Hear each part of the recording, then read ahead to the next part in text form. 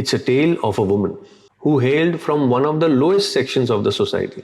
It was only her beauty that gave her some social standing.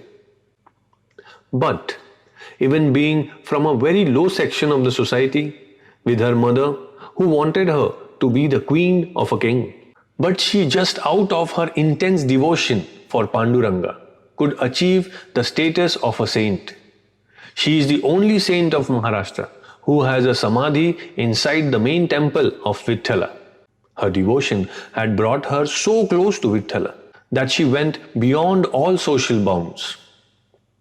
Mangalveda is about 14 to 15 miles away from Pandharpur, where a beautiful prostitute called Shama used to reside. She had a daughter who was not only more beautiful than her mother, but also as beautiful as any Apsara.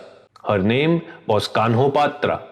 To extract good business through her daughter, Shyama taught both singing and dancing to Kanhopatra.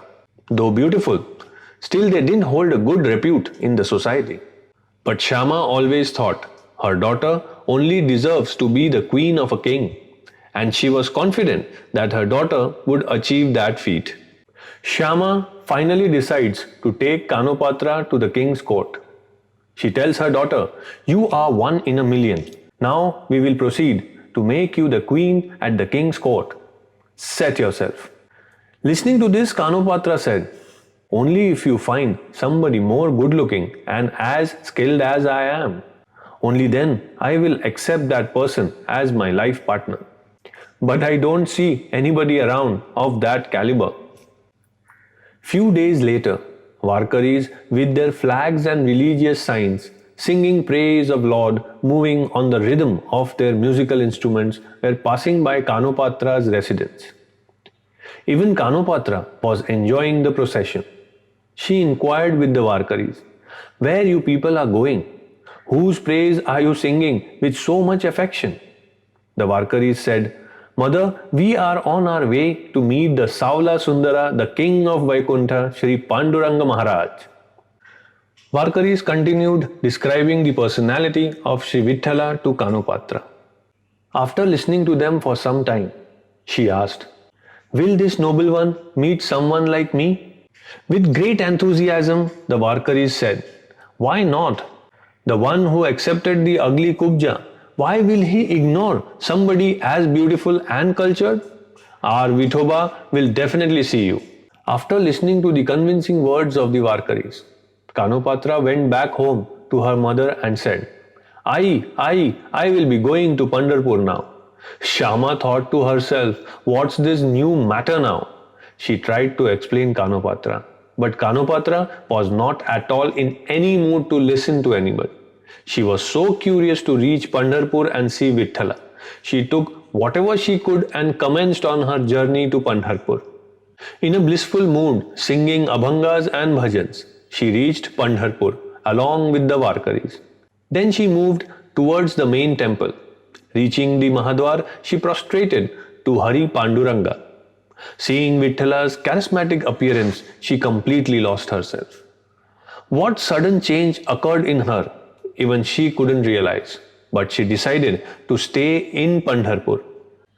Every day after seeing Vithala, she would sit near the Mahadwar and sing the praise of the Lord. Kanhopatra spent her days blissfully in Pandharpur. But a scoundrel at a court of Bidar Sultan, presently situated in Karnataka, illustrated Kanhopatra's beauty with lot of spice. He elaborately described the Sultan of her singing and dancing skills. Listening to everything, the Sultan felt fascinated. He sent his ambassador to Pandharpur to get Kanhopatra to Bidar court. When the ambassador reached Pandharpur, he saw Kanhopatra singing bhajan near the Mahadwar. Now, Kanhopatra had another layer added to her beauty, and that was of Vitthala's devotion.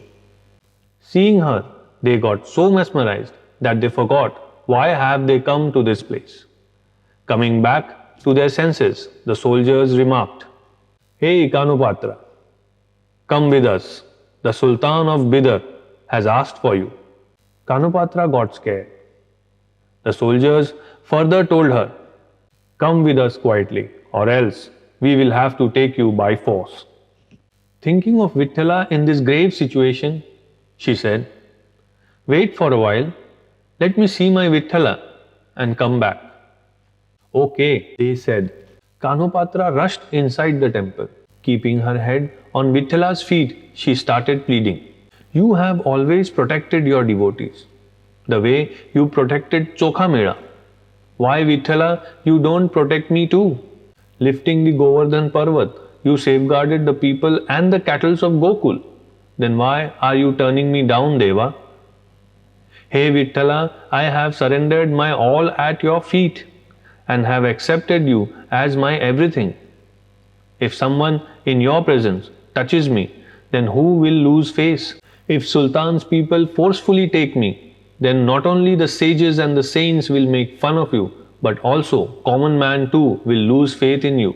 Vithala, it's been long I have abandoned all my desires and aspirations. Now at least take me to you. Kanhopatra's prayers bore fruit. She slowly lost her consciousness.